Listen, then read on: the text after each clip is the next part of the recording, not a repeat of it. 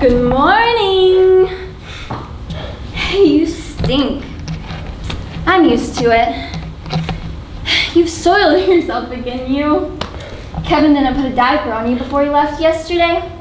What's it been? 3 days standing around in your own waste? Wouldn't it feel amazing to take a shower and put on some fresh underwear? In any case, it's good to finally meet you. My name's Barbara.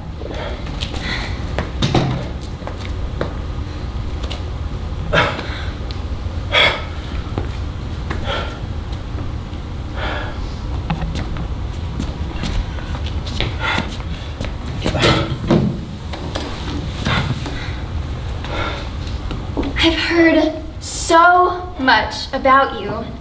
You're a very important person. Actually, a VVIP.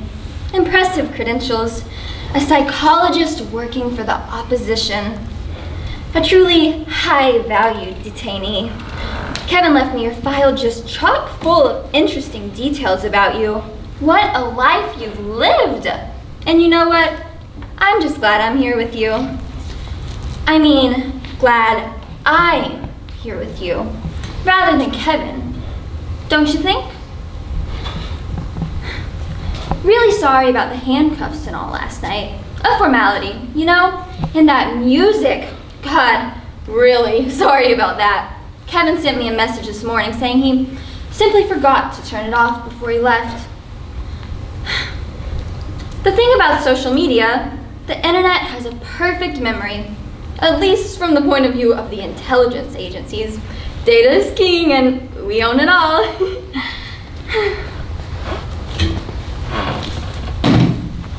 Let me ask you a question. Did you forget what you posted on the Bad Songs subreddit, or did you just not think it would ever be used against you? What was it you said? Oh. The most annoying song of all time is Taylor Swift's "We Are Never Ever Getting Back Together." Wow.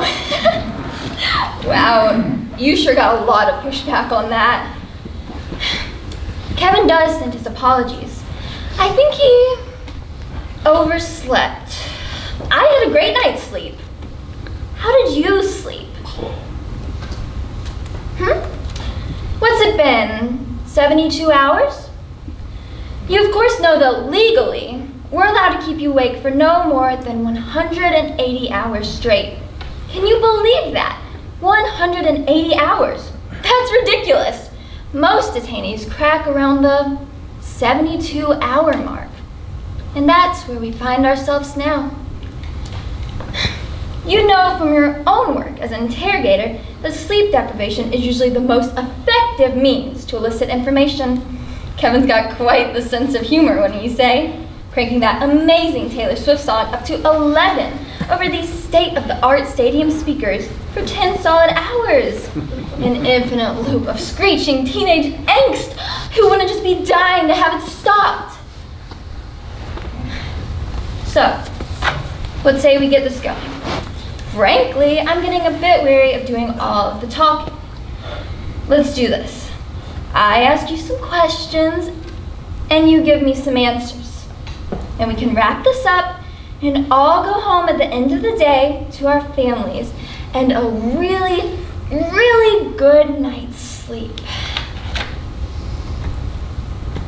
Sleep. Sleep. Where's Jack Spiller? Where's Jack Spiller? We know he was captured, and we know that you were his interrogator. You may be the only person who can tell us where he is. We both know that he is more VVIP than you, CIA station chief at an important post. Why don't you start by telling me where he was when you interrogated him? No one knows you're here. It doesn't matter what happens to you. We can do with you whatever we want to do to get the information that we need.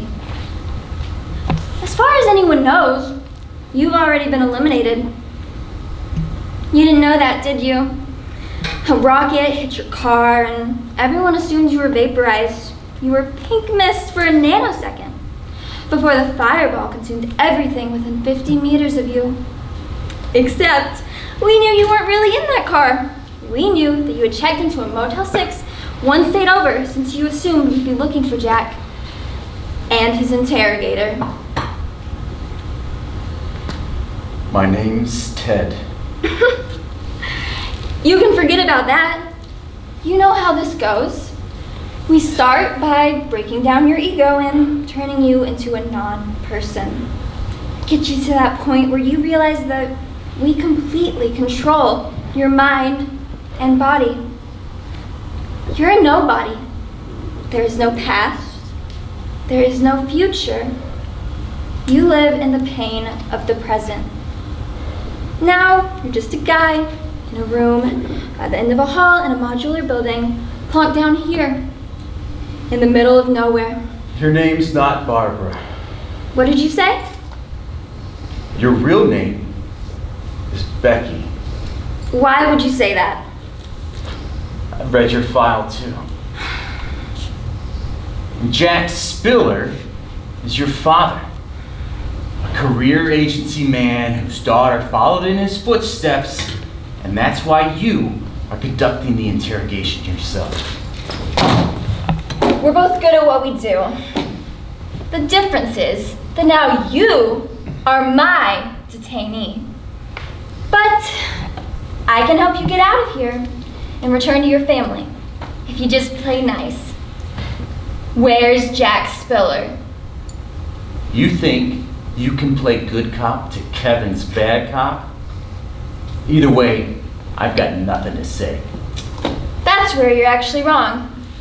Kevin's the good cop, I'm the bad cop. And I'll do whatever is necessary to free my father. Your father's daughter. Where's your son? What?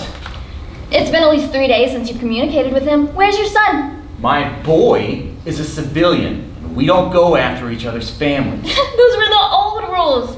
You have my father. While you've been listening to Taylor Swift, we nabbed your son. Can you see that monitor? You can see he's safe, but very scared. You have my father. I have your son. Let's make this easy. Help me get my father back, and I'll release your son. This is not going to end well. It must end well. I won't be seeing my son again. It is a simple trade-off, one for the other. Your father is dead. No, he's not. We eventually got what we needed from him. He was very, very brave and resisted as long as any human could. But in the end, he broke, like everyone does. Then you killed him after he gave you what you needed. Not exactly. We thought he was holding out on us. We gave him a choice, more enhanced interrogation, or we gave him a handgun with a single bullet. If he were telling the truth, he'd finish himself off and stop his meaningless suffering. If he had more to tell us, he'd try to soldier on through more intensive techniques. He's been disposed of by now. I'm just glad that I'm here with you. If it were somebody else doing the interrogation, they'd have brought a lawyer in with them to make sure all the legal niceties were being observed. You are responsible for killing my father. I do not have to observe legal niceties. Oh, I am truly sorry. I had no idea I'd have to explain all this to a member of his family.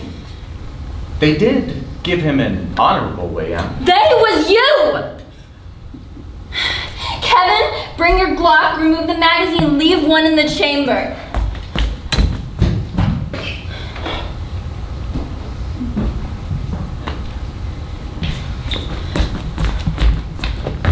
I'll leave this here for you. The choice is yours. Well, this is ending much more quickly than I anticipated. Huh. See that? I have a steady hand, even with no sleep.